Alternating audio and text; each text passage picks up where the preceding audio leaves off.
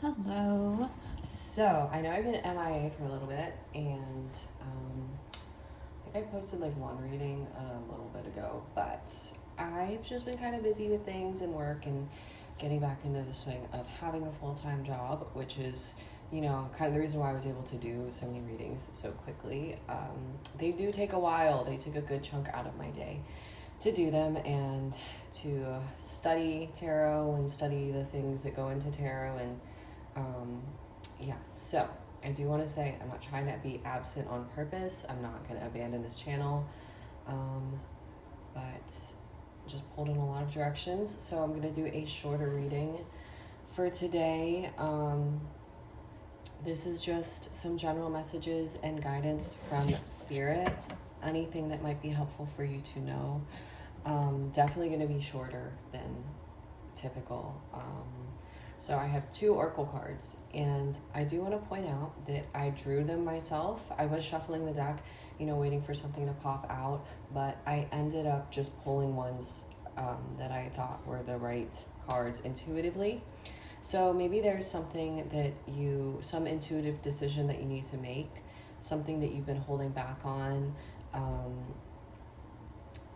and a call to trust yourself with the decisions that you are making, that they are the right ones. They are the ones that are meant for you either way. If there's some hesitancy on a direction you're moving in, just trust your intuition, trust your gut, and know that Spirit is guiding you. Even if you make a decision that might not be the best one or the quote-unquote wrong one, you will of course get right back on track. So if there's any anxiety about that, I'm just hearing, don't worry about it, like it's fine. And also mistakes are meant to be made. If you feel like you can't trust yourself because of previous mistakes, that's just a part of life, and it'd be like that sometimes, and there's no reason to beat yourself up over it or be paralyzed by decision making because you're so afraid of making the same mistake twice. Sometimes that's just what it takes to find the right path. Sometimes mistakes are meant to be made not only so that you can learn something, but so that you can get on the path that you're supposed to be on. Sometimes things don't go exactly the way you want, but you still find yourself in the right position, and that's due to just things happening in the way that they were supposed to, regardless of whether or not you perceive it as a mistake. Anyways, gonna stop rambling. We just have the 2 Oracle cards for today, which is crazy, I know. We have the Golden Children, Inner Child, Tenderness, Innocence, and Rare Gifts. These cards are super neat. It's not exactly like something that I would find myself super drawn to, but I really love the ethereal visuals. And I'd be interested to know how they did that. If you do notice, most of like the Oracle cards that I sort of get and lean to are very much like this. It's very much like animals and earthy stuff. So that deck is really interesting to me because it's very out of the ordinary for something that I would be drawn to. But anyways, we have the Ram and the Dahlia with Determination. So of course this makes me think of Aries season, which is coming up, and spring as well, which is also, we're coming into spring. I think we actually might be in Aries season right now. Oh, okay. So I discovered that Melanie's cat tree has a little tab on it that you can pull on the little bird, and I've had that cat tree for nearly a year, and I just now discovered it. So she's also discovered it. Okay, so I apologize. I'm gonna move these cards. Oh, well, it looks like the light is gonna blind us anyway. I put her in the crate, so now she's gonna fuck with something in the crate that she's not supposed to, but it's fine. Anyways, so yeah, immediately thinking of Aries season, springtime, there could be something significant going on. This, of course, is a timeless reading, so just because we're in Aries season right now doesn't mean that it sort of nixes any message. Yeah, Yeah, or could be an Aries, a significant Aries could be at play in your life. But maybe this is just a call to embody that sort of determined, courageous, and confident energy of an Aries. You know, like I was saying before with the trusting your intuition, I feel like one of the good and bad things about Aries is they put a lot of trust in themselves and their own decision making skills. And you know, sometimes it can manifest in overconfidence and arrogance, but sometimes you really need to embody that energy, and just like sort of fucking go with it and be like, she is trying to bury the water bowl. Melanie, stop it. Oh my God. Every 5 seconds, I go and look at their crate and the water bowl's empty and everything is wet. And it's because she likes to flip it over and then cry that there's no water. Anyways, I think that maybe this is saying, you know, you can take significance from the timing, but I think that this comes out to say that you should try and embody that confident, decisive, and the water's everywhere energy of an Aries. There's a decision that needs to be made, or maybe you just need to be more confident. Please stop trying to bury it, Melanie. Okay, whatever you want, actually. I don't care. I'm so sorry. This reading is crazy already, but I have 2 toddlers. So, oh my goodness. We have coming out immediately the 5 of Wands as well as the 4 of Pentacles. There's something that you're trying to hold on to that you need to let go. Let's see. We have the King of Swords reversed.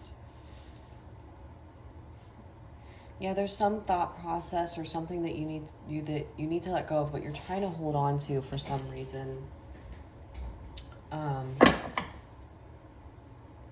And maybe it's a person. Maybe there's someone in your life that sort of walks all over you. The King of Wands. Interesting vibe.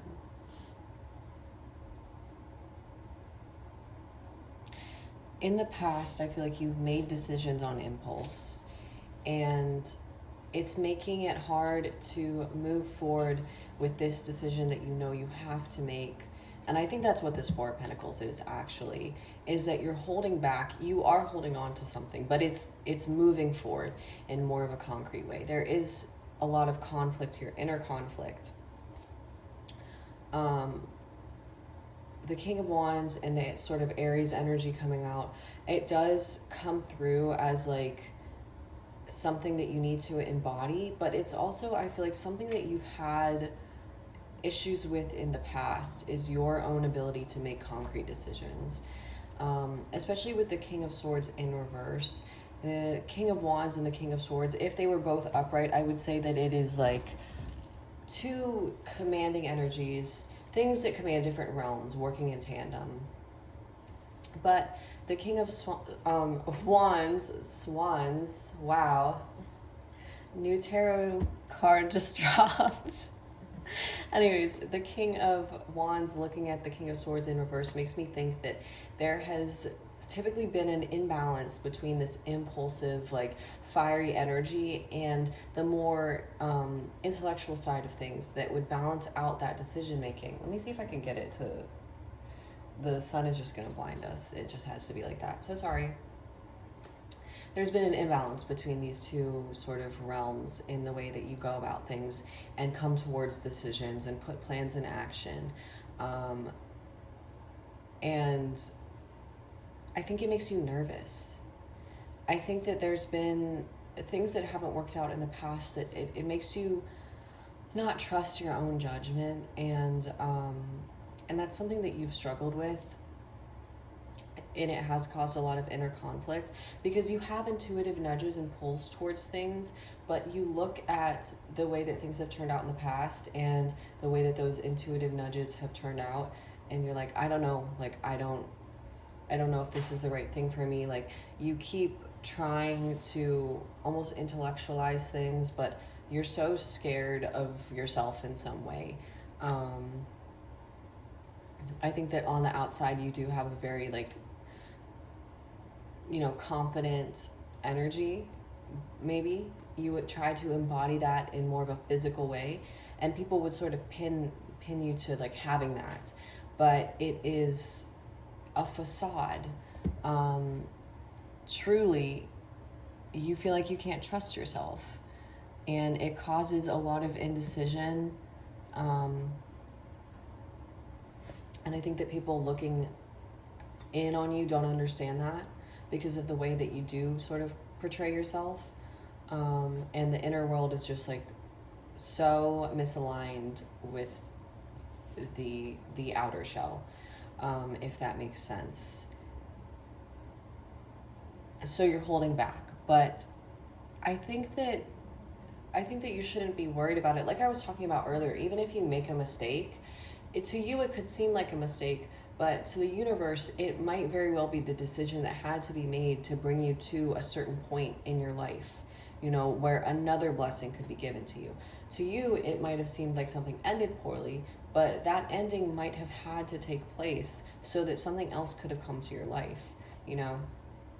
I think it's all about like perception, and your perception is very much stuck in an ego or a very human driven way of looking at things. Yes. Anyways, we can get some clarifiers before I keep going. The Six of Cups in reverse. Oops. The Ace of Wands.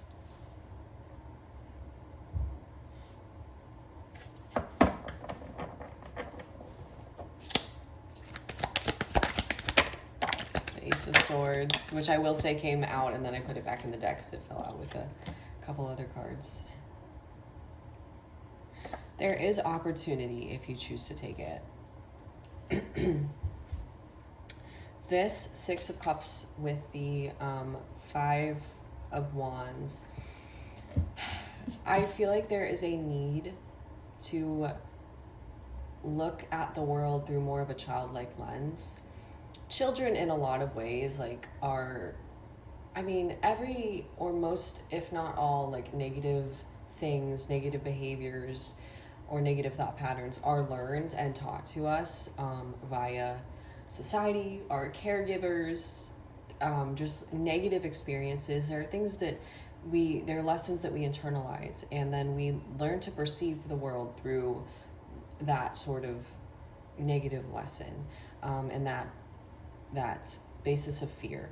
And that's sort of what our ego runs off of, is like trying to protect our inner child, because we've learned like these negative lessons. We've learned this is how we have to perceive the world. We have to perceive things as threats. And I think you're great at fucking doing that. You have that shit down.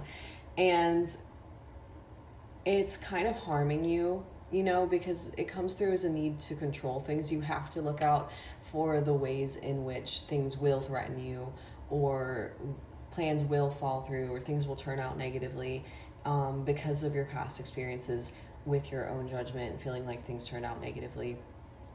But it's causing so much inner conflict. It's just not a very healthy way to move through the world, is to constantly be on the lookout for different threats and different ways that things will disappoint you.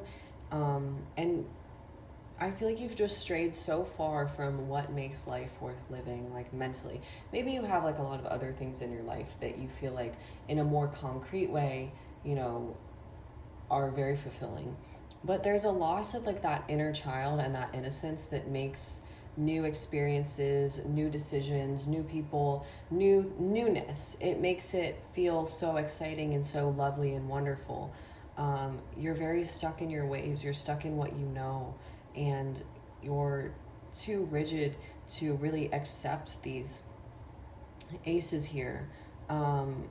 It's interesting that the King of Swords in reverse comes out with the Ace of Swords upright, because I feel like you're so stuck in the way that you want to perceive things and the thoughts that you do have. Like, you're so stuck in these thought patterns that you don't even see when the universe is giving you a wonderful opportunity to have some sort of breakthrough or some sort of clarity. Like, you're so stuck in like, well, things didn't work out in the past when I like made these decisions, when I you know, put this into place, like things didn't work out, so like I have to now exist in this very like fearful energy of like what's gonna happen next, like what the fuck is gonna happen next.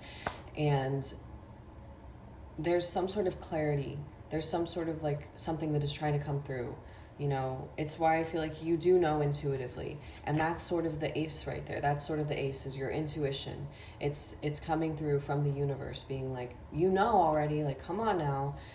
But you have to be able to step out of this ego, step out of this fear-based energy, step out of this distorted Six of Cups energy, and get back in touch with like the acceptance of just like things that come to you, things that are brought to you, and being able to see them in a positive light, even if at first it might be like scary because you have to let go of something. But maybe that thing that you have to let go of isn't serving you, you know. There's a breakthrough, there's something that is trying to come through, but you are being the one to block it, unfortunately. And then I think that can also be why this King of Wands comes out like in the upright. Maybe you're afraid of your own confidence, you know, or your own decisions or whatever, but in the same way, in the same breath, you also let that King of Wands energy continue to run the show to a point where it's like your ego is just kind of off the rails, because you have to like control everything. And there is so much potential here, right? The Ace of Wands, the Ace of Swords, and then the Four of Wands come out, but you have to let that potential kind of come through. And then you also have to take the steps towards it.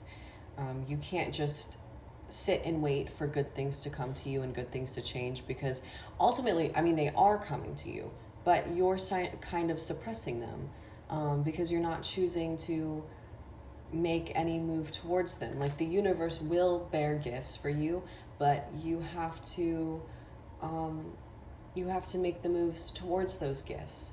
You can't just like sit and wait for everything lovely and wonderful and beautiful to come your way and want it to be completely abundant all at once. Like you have to nurture the gifts of the universe. And I was just looking over at this card again, because sometimes I do be forgetting which oracle cards I pick or which ones come out. And the Golden Children, inner child, tenderness, innocence, rare gifts. So definitely I feel like there is a need to get back in touch with that inner child and accept things for face value, you know, and not really be so paranoid and like, what's going to happen next? What's going to happen next? If something good is coming towards you, be like, oh my God, it's something good, you know, and then proceed to indulge in that. And when you indulge in that, you will feel that abundance come through, and you will feel like that seed sprout into something beautiful, and something stable and something wonderful. There is this energy that if you choose to take the steps towards it, it's a very lovely, like wonderful, almost romantic energy. There are a few cards that I do read as romantic reconnection, and I don't know if it's like always supposed to be read like that, but it's just what I do. And I mean, that's how tarot is. It's very much up to the person's interpretation, but it would be the Four of Wands, the Six of Wands, and the Three of Cups, which I know aren't necessarily cards about romantic reconnection, but they always make me think about that. And maybe this isn't reconnection in romance, but this is a very romantic card, I feel, as well as the Six of Cups in a certain type of way, because it's the way that a child views the world is inherently romantic, and you are inherently taking good things at face value, you know, or anything in general, you're taking it at face value. You're viewing it through a very innocent lens, and I think that you need to get back to that. Currently, you don't have it, but you definitely can move towards that, if you just let go of certain things. Let go of certain negative thought patterns. You will be able to move towards that more romantic viewpoint of the world and get back to that inner child that really lights everything up when you see it. Anyways, We can pull a few more clarifiers, but I feel like the message was pretty self-explanatory. The Eight of Wands, which I did see on the bottom of the deck.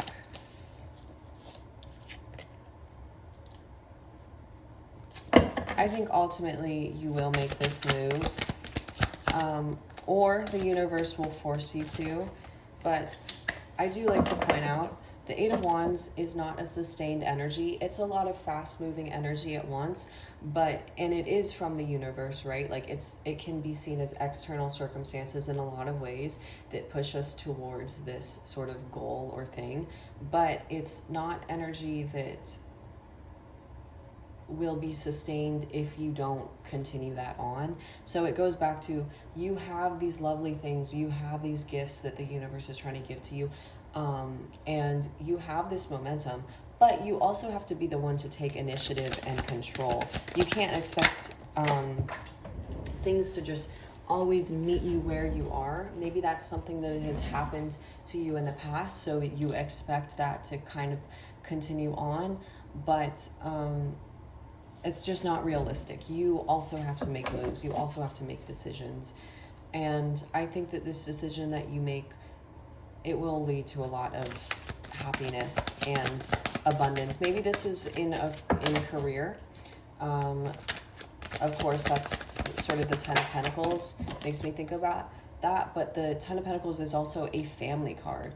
Now, it does deal with more of the earthly aspects of having a family. So a stable career, savings, a house, more tangible things, a good environment to raise children in. But, it can definitely be more romantic in its own right. Let's see, we have the Eight of Swords on the bottom of the deck, as well as the Three of Wands behind it, the Nine of Cups behind it. So, and the Moon. You do feel trapped, but I think it's being trapped by yourself. It's being trapped by your own, your own what if. And I think you need to suspend that for at least this point in time. I'm not saying that you have to block that. We don't ever want to block ourselves from feeling anything. But, when it gets to the point that you're actively stopping yourself from moving towards something that is good for you, or making a decision that you have to make so that you can clear away something old, we do need to just suspend the what if and understand that there are so many ways that things could go wrong, and that's just how it is. You don't have any control over that. You have absolutely no control over that. And I think that there needs to be some sort of reckoning with the fact that you don't have control. You really love the idea that you do, but that, again, going back to your ego, that's where that comes from. And I think that you're very in touch with your ego self, I will say that. But ultimately, it's giving you anxiety, and I don't know. This is something that you need to learn. It is interesting that we do have just one major arcana here. And of course, the major arcanas are big life lessons. And I think that is saying that this is something that you really need to focus on, and it's something that you've been ignoring for a long time, is the fear of the unknown. And the way it sort of stops you from connecting to your higher self and being able to follow your intuition. There's so much waiting for you on the other side if you just accept that you don't have control and accept things that come to you at face value. And that's not to say just, say yes to everything, but at the same time, if something good is coming your way, but you're trying to figure out what the catch is, you're blocking it. You're sitting there and you're blocking the good thing that is right fucking in front of your eyes. And it's because you think that you know better than the universe, or you want to think that you know better. And that's, of course, because of anxiety and fear, but you just have to be okay with that feeling. We do have Pisces coming through with the Moon, and I believe some people also read it as Cancer, but it is what it is. Ultimately, you're not going to know. You're just not. And that's kind of the end of it. And once you accept that, and once you sort of reconcile with that fear of what comes next, things will start really moving at a fast pace. And of course, that's not to say that they're just going to move on their own. You are still going to have to take action and make decisions and trust yourself, trust your intuition, and get in touch with that part of yourself. Like, I really think that there is an intuitive block here that you need to remove. There's a call from your higher self to get a little more in touch with like the spiritual side of things and trust in the universe a little bit more. And once you do that, I think that you will very much see the way that you were behaving and the sort of cycles that you were running in were blocking you and blocking good things from coming to you. Anyways, I feel like I'm losing my voice. I don't know why. Maybe you need to say something to someone, but you keep getting a little bit nervous, or you keep blocking yourself from that. But I will end this here because it is getting a little bit long, and that's kind of what I wanted to avoid. And I could keep talking for hours, but I feel like the message was pretty clear. So thank you for letting me read for you. I hope that it resonated. I hope that it was helpful. I hopefully will be getting a better setup soon. Also, sorry if you heard my collar jingling. But yeah, that's kind of the message that was coming through. So enjoy.